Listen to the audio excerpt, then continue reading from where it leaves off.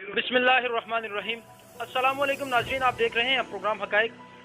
नाज़रीन किराम, आज हमारे साथ मौजूद हैं जमात इस्लामी पंजाब के अमीर मोहतरम जावेद कसूरी साहब। हम उनसे गुफ्तगू करेंगे मुल्की हालात के हवाले से और ख़ास तौर पे जो इस वक्त सियासी तौर पे एक्टिविटीज़ चल रही हैं मुख्तलिफ पॉलिटिकल पार्टीज़ की, उस हवाले से भी, और उसके साथ साथ जो मजहबी हवाले से मजहबी जमातें एक्टिव हैं उस हवाले से जमात इस्लामी और ख़ास तौर पर जमात इस्लामी पंजाब की जो कैबिनेट है उनकी क्या पॉलिसी है और किस तरह से इस काम को आगे बढ़ा रहे हैं। अस्सलाम वालेकुम। जी वालेकुम अस्सलाम। मोहतरम, ये बताइएगा कि सबसे पहले तो जिस तरह से मुल्क के अंदर तमाम सियासी जमातों का एक इत्तेहाद तश्कील पाया है जिसके सरबराह मौलाना फजल रहमान साहब को उन्होंने बनाया, और उसके अंदर हुकूमत मुखालिफ तहरीक चलने जा रही है, इस हवाले से जमात इस्लामी की क्या पॉलिसी है? आप उनके जलसा जो अब गुजरांवाला के अंदर होने वाला उसके अंदर शिरकत करेंगे या नहीं करेंगे? जी बिस्मिल्लाहिर्रहमानिर्रहीम। पहली बात तो ये है कि जो मौजूदा हुकूमत है वो मुकम्मल तौर पे एक नाकाम तरीन हुकूमत है, और इस हुकूमत ने अपने 2 साल जो दौरे इक़्तिदार गुजारा है, इसका हर दिन अवाम के लिए एक नई मुसीबत बन के आया है, और इस वक्त ये हुकूमत कौम के लिए एक अज़ाब की शक्ल अख्तियार कर गई है। आप मुल्क की दाखिली अमन व अमान की सूरत हाल को देख लें, आप महंगाई को देखें, आप खारजा अमूर के ऊपर इनकी नाकामियों को देखें, आप मईशत को देखें कि इस वक्त पाकिस्तान की मईशत मुकम्मल तौर पे आलमी इदारों के नरगे में चली गई है, और अवाम इस वक्त जिस कर्ब से गुजर रहे हैं, सच्ची बात यह है कि वो शायद यहाँ बैठ के उसको बयान करना आसान है। आम आदमी के हालात को ज़रा जाके देखें कि महंगाई ने लोगों का जीना मुश्किल कर दिया है। ये मौलाना साहब, सवाल मेरा ये है कि महंगाई भी है, आवाम भी तंग है, हुकूमत की कारकर्दगी भी नहीं है, सारी बातें ठीक हैं, आपकी वजह है, लेकिन जो हुकूमत मुखालिफ तहरीक चलने जा रही है उसके अंदर आ रहा हूँ। जहाँ तक ताल्लुक है कि अब इस हुकूमत के मुकाबले में एक अपोजिशन का इत्तेहाद बना है और वो इस हुकूमत के खिलाफ एक तहरीक चला रहे हैं। जमात इस्लामी का इसके बारे में एक वाज़ेह मौक़िफ़ है। हम ये समझते हैं कि इस इत्तेहाद में 2 पार्टियां ऐसी हैं जो माजी में खुद इक़्तिदार में रही हैं। मुस्लिम लीग नून को एक लंबा अरसा यहाँ पे इक़्तिदार का मौका मिला है। पीपल्स पार्टी जो है वो कई दफ़ा इक़्तिदार में आई और सिंध में तो अब तक इक़्तिदार में है। पाकिस्तान इस वक्त जिन मसाइल में घिरा हुआ है, माजी की उन दोनों हुकूमतों ने इस नौबत तक पहुंचाने में दोनों ने अपना किरदार अदा किया है। पीटीआई ने उसी को मजीद तबाही के धाने पे पहुंचा दिया है। इसलिए हम इन तीनों पार्टियों को 3 पार्टियां नहीं समझते, ये तीनों पार्टियां एक ही हैं।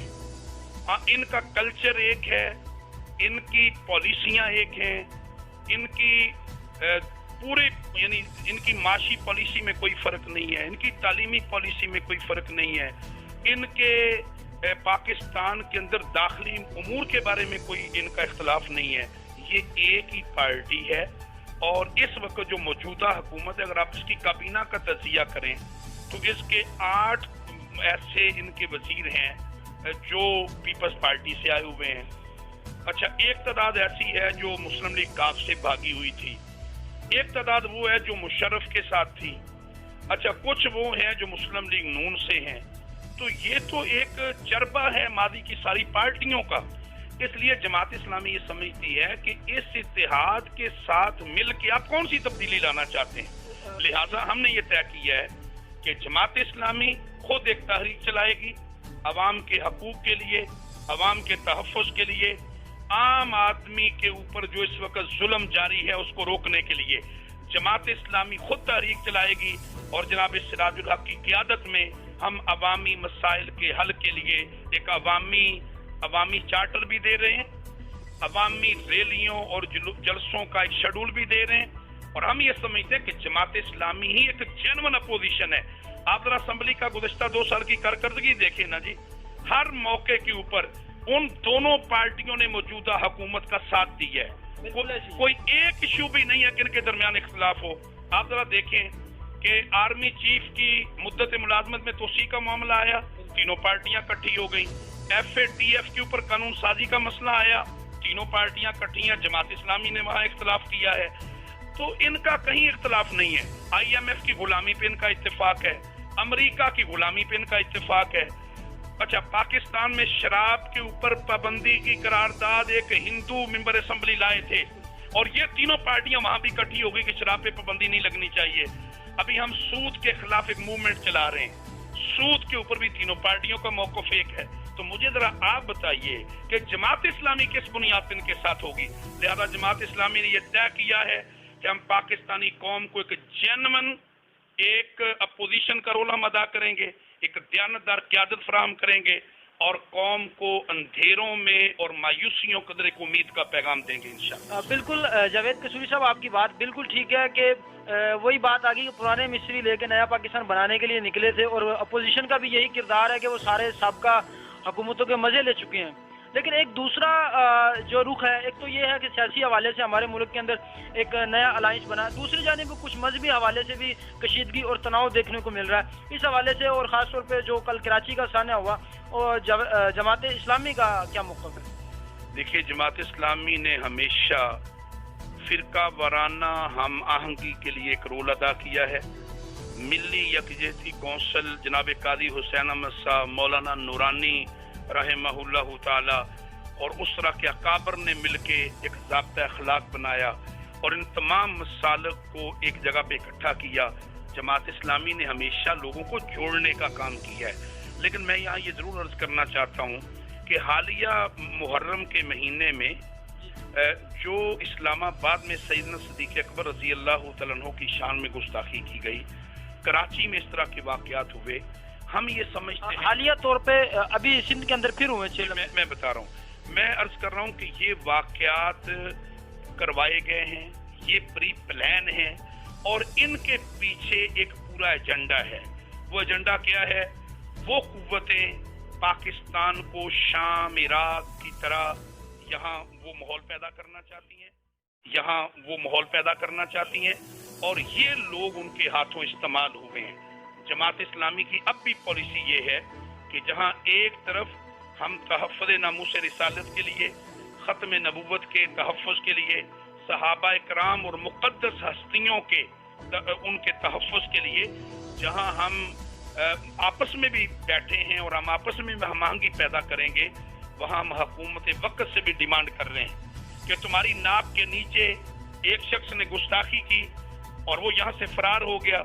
वो फरार हुआ नहीं, उसे फरार करवाया गया, उसे यहाँ से निकाला गया। पहले उसके जरिए से वो काम करवाया गया और फिर उसे यहाँ से निकालने के पूरे बंदोबस्त किए गए। जमात इस्लामी इन साजिशों का रास्ता रोकेगी और जमात इस्लामी इन साजिशों के आगे बंद बांधेगी। मैं आपसे ये बात भी अर्ज करना चाहता हूँ कि कल कराची में डॉक्टर मौलाना मोहम्मद आदिल खान साहब, उन्हें शहीद कर दिया गया। हम इस मौके के ऊपर गहरे दुख का इजहार कर रहे हैं और हम ये समझते हैं कि उनकी शहादत ये उसी फिरका वाराना कशीदगी को बढ़ाने के लिए है। हमारा मुतालबा है मरकजी हुकूमत से भी और सूबाई हुकूमत से भी कि वो फिलफौर उन कातलों को गिरफ्तार करे, उन्हें कटहरे में लाए और हुकूमत फौरी तौर पे इस फिरका वाराना कशीदगी को ख़त्म करने के लिए किरदार अदा करे। बदकिस्मती से हुकूमत सोई हुई है। हुकूमत जो है वो या तो टीवी की स्क्रीन पे नजर आती है और या इक़्तिदार के ऐवानों में शोर गोगा नजर आता है। मैदान और फील्ड के अंदर जहां हुकूमत को नजर आना चाहिए वहां हुकूमत बिल्कुल मौजूद नहीं है। तो इसलिए इस माहौल में जमात इस्लामी एक कायदाना रोल अदा करेगी। इस मौके के ऊपर भी मिली यकजहती कौंसिल का इस सूबा पंजाब की मेरी जिम्मेदारी है। हम इस मौके पे भी कोशिश कर रहे हैं कि तमाम दीनी जमातों के दरमियान मुश्तरकात की बुनियाद पे हम उन्हें इकट्ठा करें और एक आहंगी पैदा करें और दुश्मन जो खेल खेलना चाहता है हम दुश्मन की साजिश को नाकाम बनाएं। जी बहुत शुक्रिया। जिस तरह से मोहतरम जावेद कसूरी साहब की आपने बात सुनी, नाजरीन उनका यही कहना था कि हुकूमत को इस वक्त संजीदा किरदार अदा करना चाहिए, खा वो सियासी तौर पर हो या मजहबी तौर पर हो। इसी के साथ इजाजत दीजिए।